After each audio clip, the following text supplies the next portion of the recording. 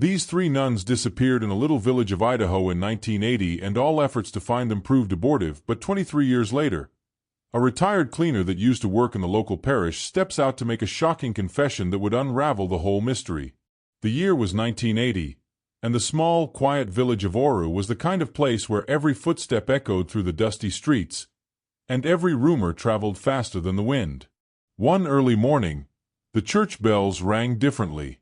Not for Mass, not for mourning, but to announce the arrival of three new nuns assigned to serve at the local parish. They stepped out of the old mission vehicle like angels descending to earth. Sister Clarissa, Sister Agnes, and Sister Bernadette. All three were beautiful in their own ways, but Clarissa was unforgettable. She carried a glow that made villagers pause mid-conversation. She was gentle, soft-spoken, and strikingly beautiful in a way that made people feel something they did not fully understand. And while the villagers admired her respectfully, there was one gaze that lingered much longer than the rest. The gaze of the village priest. His eyes followed her every move, every smile, every step. A fascination was growing inside him, one that even he knew was forbidden. At first, his attention came in subtle forms. Extra compliments, long conversations disguised as spiritual guidance, acts of kindness that seemed harmless, until they weren't. Gradually, the priest's admiration turned into obsession. He began requesting Clarissa's presence more often, to help with church records, to tidy the sacristy, to assist with late-night prayers. Little by little, he blurred the lines she thought were unbendable. Confused, young, and afraid of disappointing God and the church she served, Clarissa fell victim to his manipulation. The priest twisted scripture, twisted guilt, twisted her vulnerability, until she found herself tangled in a secret affair she never wanted. Soon after, Clarissa discovered she was pregnant. Terror swallowed her whole. The priest reacted with panic. He paced, shouted, begged. He swore it was a mistake, just a momentary weakness. He persuaded her into aborting the child. After days of tears and emotional pressure, she agreed. But the priest's relief did not last long, because only a few months later, Clarissa fell pregnant again. And this time, his fear turned into anger. The second abortion happened quickly. Too quickly. Clarissa's health began to decline afterward. Nausea, dizziness, weakness. Whispers among villagers about her recent tiredness grew. Months passed, and then came the third pregnancy. This one was different. Her body was tired, fragile. Doctors warned her plainly. A third abortion may destroy your womb, permanently. Clarissa sat on the edge of her bed for hours, hands shaking on her stomach, feeling life inside her, and fear outside her. The priest insisted harder than ever. He threatened her. He told her this pregnancy could ruin him, destroy the church, tear the village apart. But Clarissa refused. She refused with tears streaming down her face, holding her stomach with trembling hands. One night, burdened and overwhelmed, Clarissa broke down before Sisters Agnes and Bernadette. She told them everything. The affair, the abortions, the threats, the fear. The room fell silent. Then anger rose like a wildfire inside Agnes. She was older, stronger, and fiercely protective. She marched straight to the priest's quarters the next evening. Agnes confronted him without hesitation. Her voice shook with fury as she warned him. If anything happens to Clarissa or her child, the entire village will hear the truth. The priest froze. It was the first time someone challenged him, the first time someone threatened to expose him. And that was the night everything changed. Because as Agnes stormed out, the priest realized something. Clarissa wasn't the only problem anymore. Now all three nuns were a threat. Before we dive deeper into this shocking story, let us know where you're watching from today, and if you like this video already, don't forget to subscribe. The priest could hardly sleep after Sister Agnes confronted him. Her words echoed in his skull like a curse he couldn't shake. If anything happens to Clarissa or the child, the whole village will know. For a man who built his reputation on holiness, humility, and spiritual authority, the thought of being exposed was unbearable. Every sermon he preached, every confession he listened to, all of it would crumble beneath the shame of what he had done. And the village, with its tight bonds and sharper tongues, would never forgive him. Fear twisted into desperation, and desperation twisted into something even darker. The priest convinced himself that this was not murder. No. He told himself he was protecting the church, preserving the faith, preventing scandal. That was how he justified the unthinkable. Under the cover of night, the priest traveled to the outskirts of the village where the forest thickened and the roads turned silent. He went to meet a group of men whispered about but rarely seen, a notorious local gang known for doing the darkest errands. He approached them not as a man of God, but as a desperate sinner with a trembling heart. The deal was simple and horrifying. Make the three nuns disappear. Forever. The gang agreed. Money exchanged. A plan was made. And the priest left that night unable to recognize himself anymore.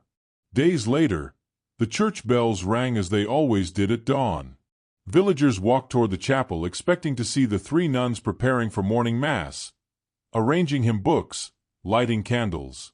But something felt wrong. The chapel was quiet. Too quiet.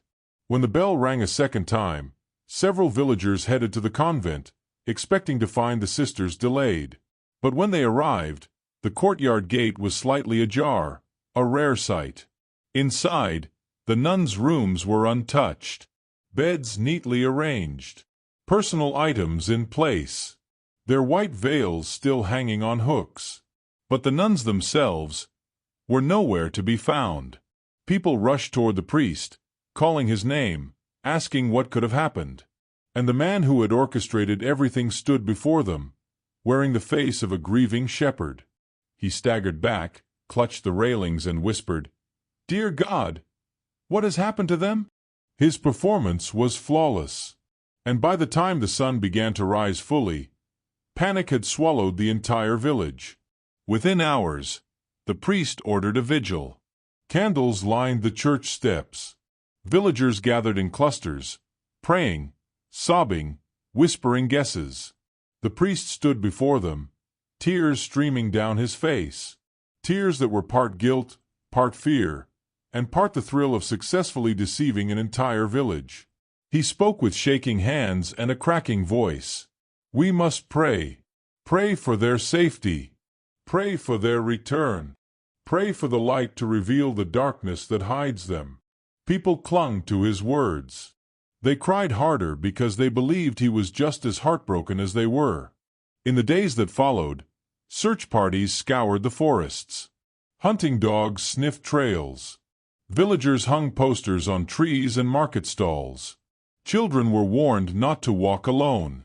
Rumors began to weave through the community like smoke. Some believed the nuns had been kidnapped by human traffickers. Others whispered about cult involvement or a ritual gone wrong. A few claimed the sisters might have run away after receiving a divine calling to another land. And in the darkest corners of late-night conversations, some wondered if the priest himself knew more than he was saying. But these whispers were quickly silenced. For many, questioning a priest was unthinkable. And besides, his tears had seemed too real. What the village didn't know was that those tears were not for the missing nuns, but for the piece of his soul he had willingly handed over to darkness. Their bodies were never found. Not a single clue. Not even a dropped rosary bead or a torn piece of habit cloth. The disappearance of the three nuns became a legend of sorrow, retold in classrooms, markets, and gatherings. A tragedy with no answer. A wound with no healing. And the priest, the very architect of their suffering, became the face of grief and resilience. Investigators from neighboring towns were brought in. They questioned the priest, the villagers, even distant travelers. They searched riverbanks, farmlands, and abandoned compounds. But the gang had done its work too well. There were no footprints, no witnesses, no suspicious sounds reported that night. The trail was clean, eerily clean. Weeks turned into months. Months turned into years. The church replaced the search posters with faded photographs of the nuns framed in black ribbon. The vigil candles disappeared one by one. And little by little, people adjusted to the reality that the nuns were never coming back.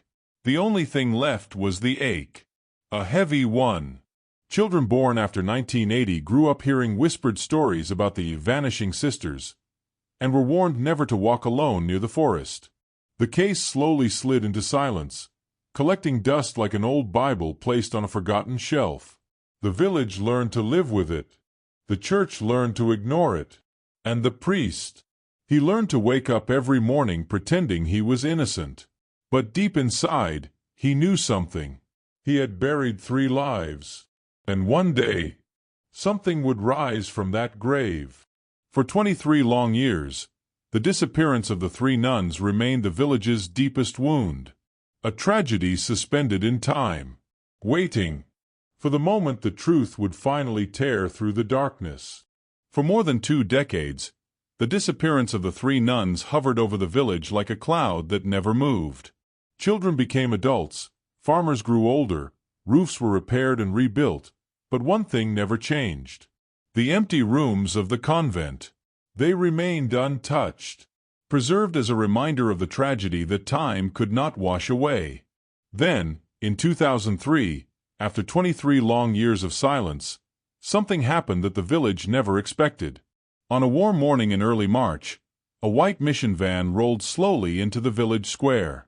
Curious heads turned, whispers raced ahead of footsteps, and by the time the vehicle stopped in front of the parish house, a small crowd had already formed.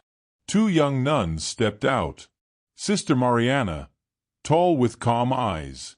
Sister Lucille, soft-spoken with a gentle smile. Their arrival brought an unsettling mixture of hope and dread. For the first time in years, the church seemed alive again. But no one could forget who had once walked those steps. Clarissa, Agnes, Bernadette. And as the new nuns smiled politely while greeting the villagers, the elders exchanged glances loaded with memories. Mothers pulled their daughters closer. Fathers watched with cautious eyes, as if history itself were capable of repeating the tragedy through time. The young nuns were eager to serve, unaware of the heavy shadows hanging over their new home. They began tidying the convent, cleaning rooms, dusting abandoned furniture.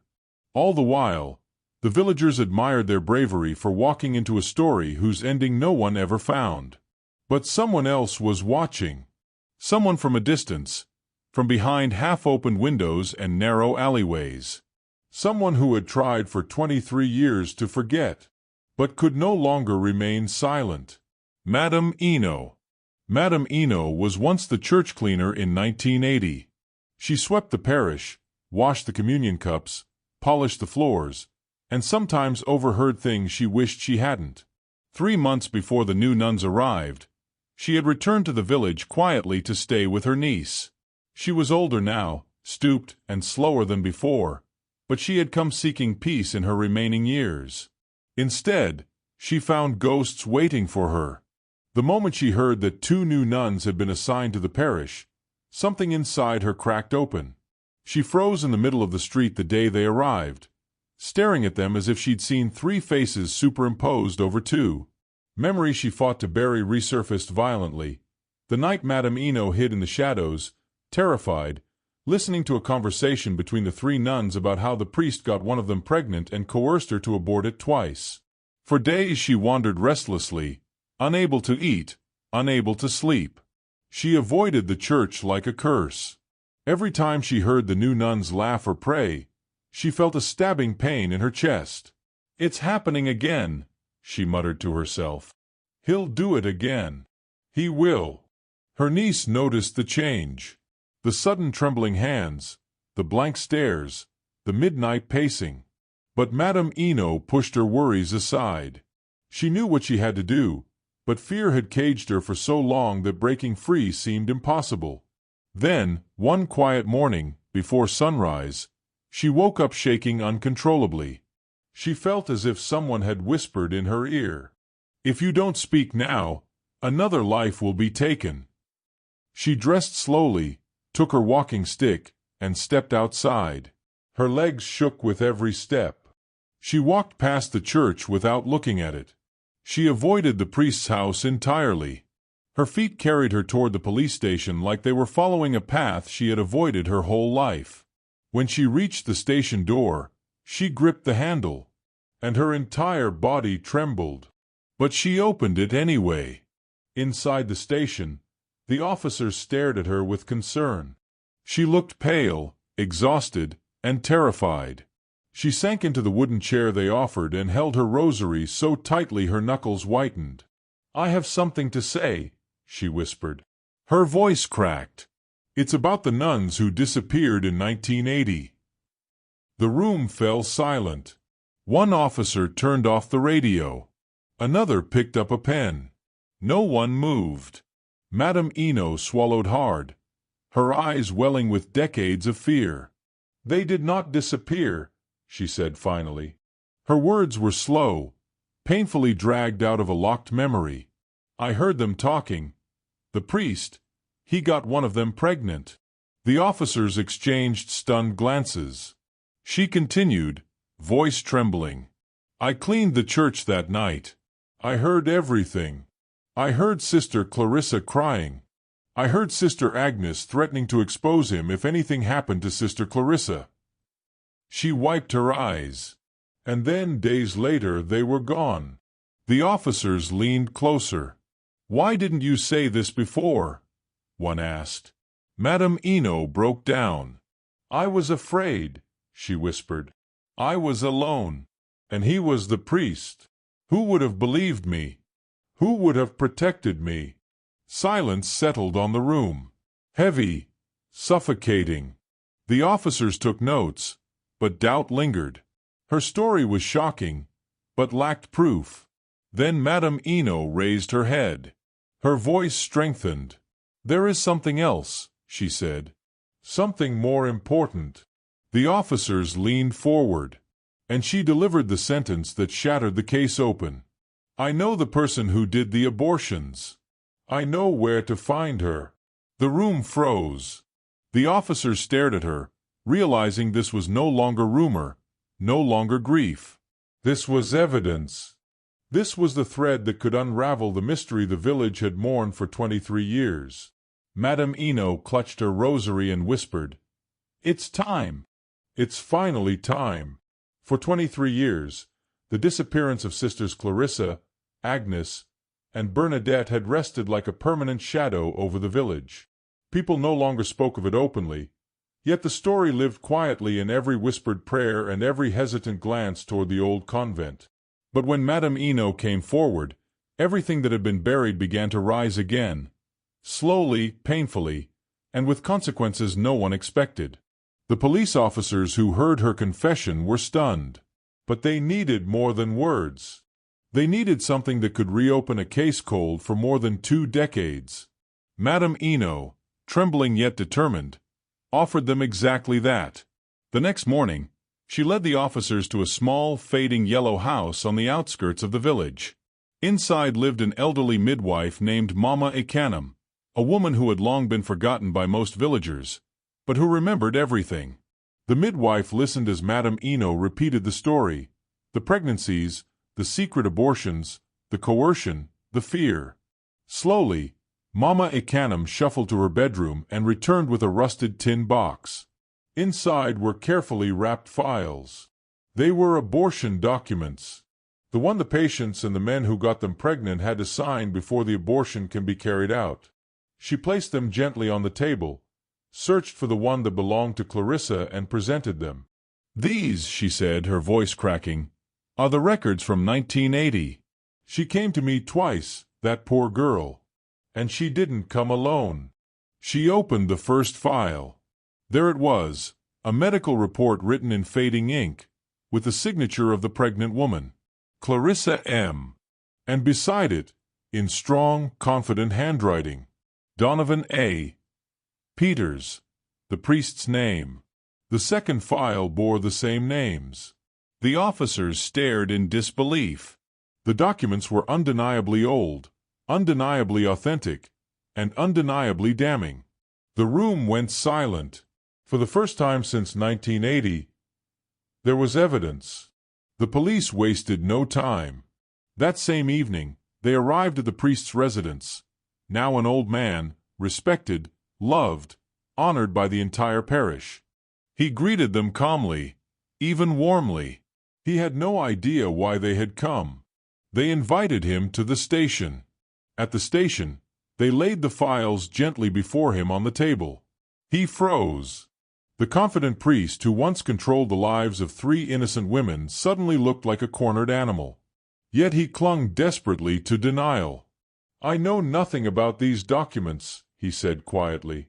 The officers pushed the files closer. "You signed them," one replied. "Twice." The priest swallowed. This must be forged. A misunderstanding. I was helping her, guiding her. Nothing more. But the more he spoke, the deeper he sank. The more he denied, the clearer the truth became. Because the papers were not merely records, they contained details of the procedures, Clarissa's symptoms, her declining health, and the warnings the midwife had given about a third pregnancy. Warnings the priest had ignored. Warnings that proved motive. Then came the moment that broke him. One of the officers quietly placed a photograph of the 3 missing nuns on the table, taken months before their disappearance. Clarissa smiling shyly. Agnes staring boldly at the camera. Bernadette looking nervous but hopeful.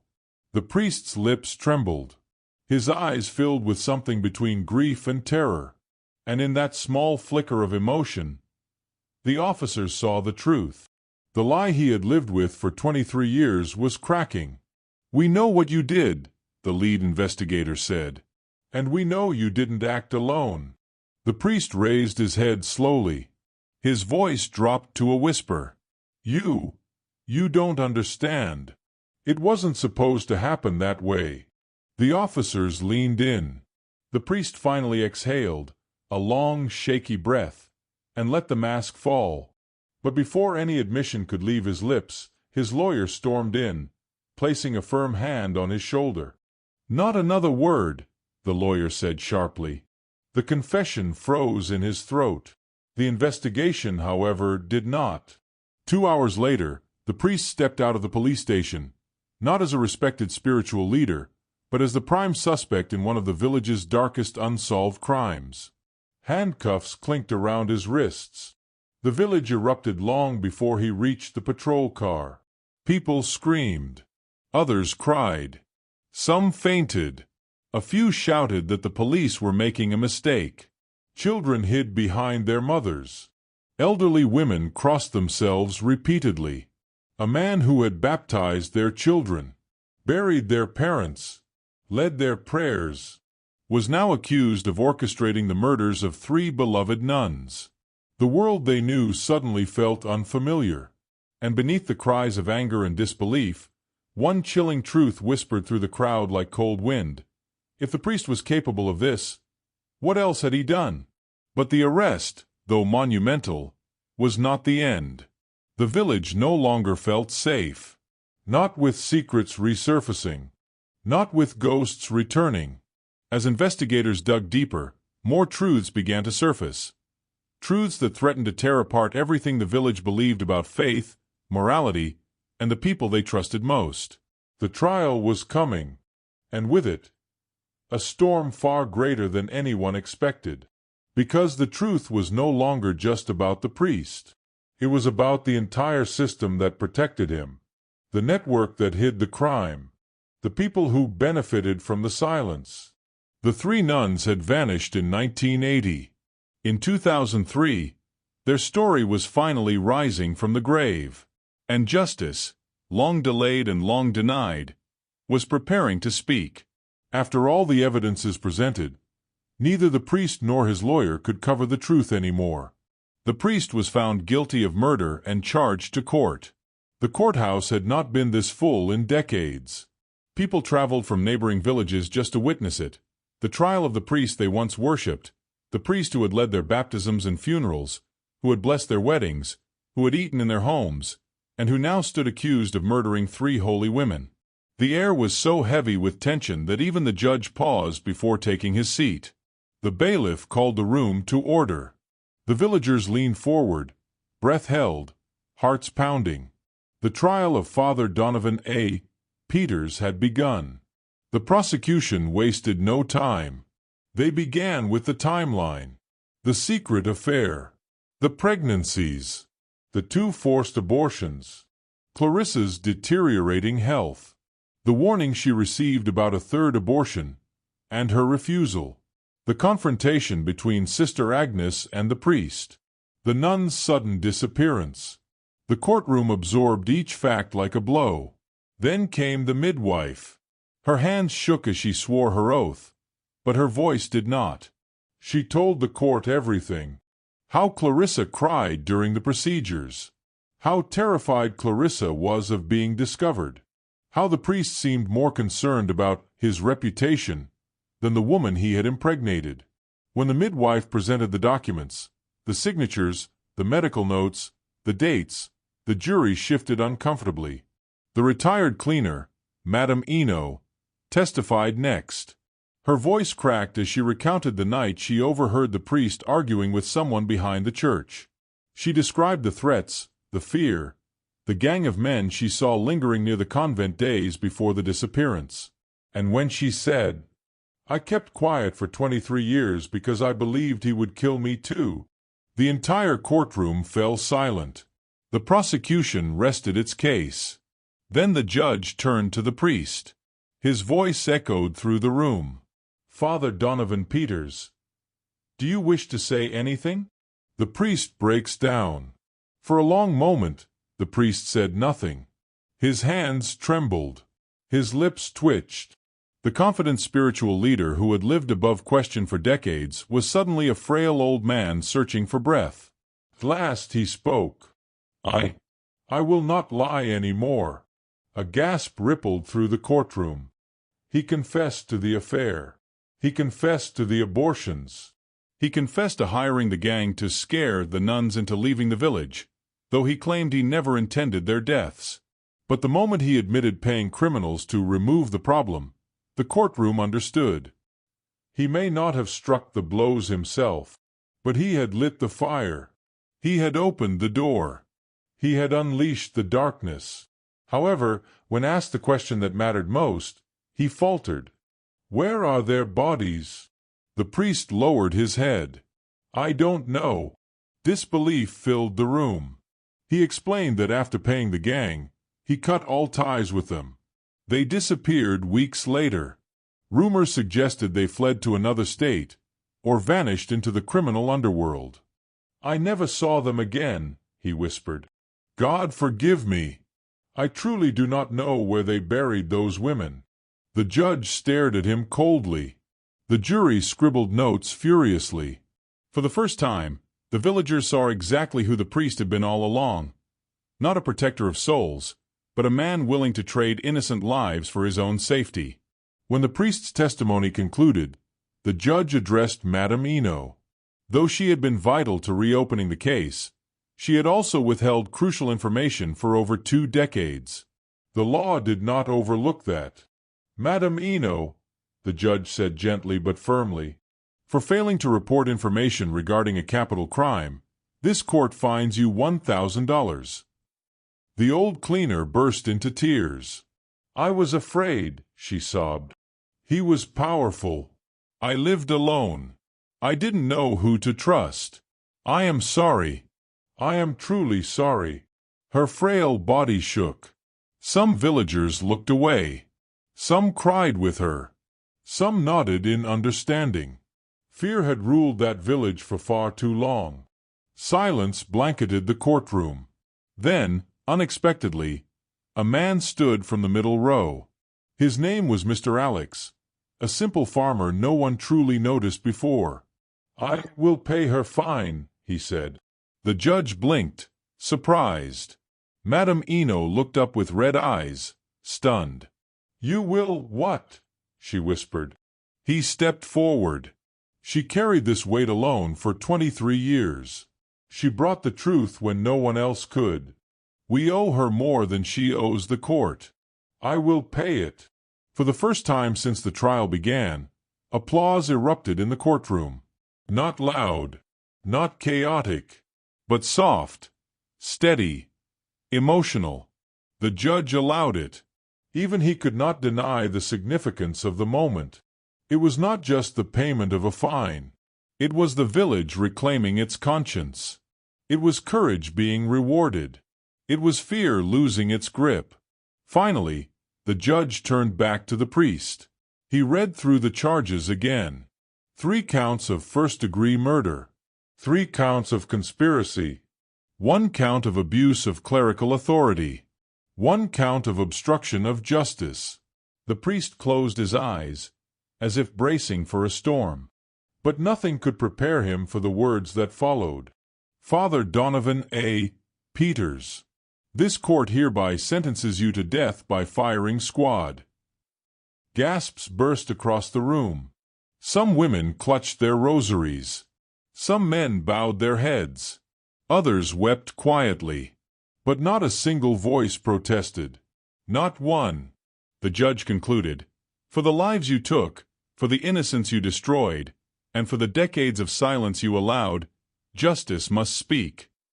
The gavel struck. The courtroom shook. The story that began in 1980 had finally reached judgment. But justice, as the villagers would soon learn, was not yet complete. When the trial ended and the crowds dispersed, the village felt strangely quiet, as though it were learning to breathe again after holding its breath for 23 years. The truth had finally stepped into the light, but the shadows it revealed lingered in every corner of the community. In the church pews where people once knelt with blind trust, in the dusty paths leading to the old convent, and especially in the hearts of the villagers who had once adored the priest now condemned to die. 4 weeks after the sentencing, a heaviness hung over the church. Attendance dropped. Hymns sounded weaker. People prayed with eyes half open, unsure whom they were praying to anymore, unsure whether the walls they stood within had protected or deceived them. It was during this fragile period that the diocese announced the arrival of a new priest. Father Malcolm was nothing like his predecessor. He was soft-spoken, gentle, and carried no air of authority. He walked through the village in simple sandals, greeting children, helping elders, sitting with farmers during their breaks. At first, the villagers watched him silently, suspicious of any man wearing the same collar as the one who had betrayed them. But Father Malcolm never asked for trust. He earned it with quiet consistency, a humility they had never known from anyone of his rank. Little by little, he began stitching the torn fabric of the community together, not with grand sermons, but with simple kindness. Still, everyone knew the church would never again possess the innocence it once held. Its stained glass windows glowed just as brightly, but beneath their colors lay wounds too deep to ignore. The diocese understood this too. And so, in the empty space behind the old convent, a decision was made.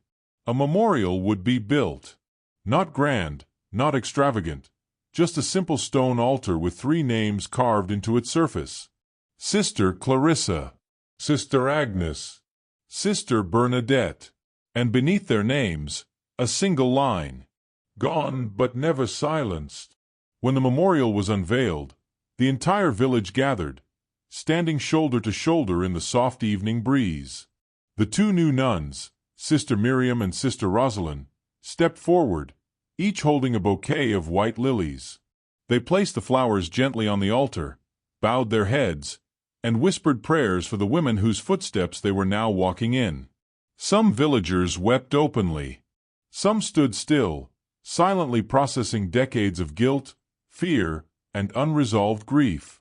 Others whispered apologies to the wind, hoping the souls of the 3 nuns could hear them. Father Malcolm closed the ceremony with a short prayer, his voice trembling slightly. May their courage outlive their suffering. May their truth outlive their silence. And may this village never again forget the value of its own conscience. For the first time in years, the villagers felt something warm swell within them. Not joy, not relief, but healing. Slowly, life resumed. Children played near the church again. Women returned to choir practice. Men repaired the benches that once stood empty. People still spoke of the old priest, but with a tone one reserves for a dark chapter in a book, a chapter that must be read, but never repeated. The church was never the same. But perhaps it wasn't meant to be. It became something new, a place humbled by truth, strengthened by repentance, and shaped forever by the memory of 3 innocent women whose voices had finally been heard.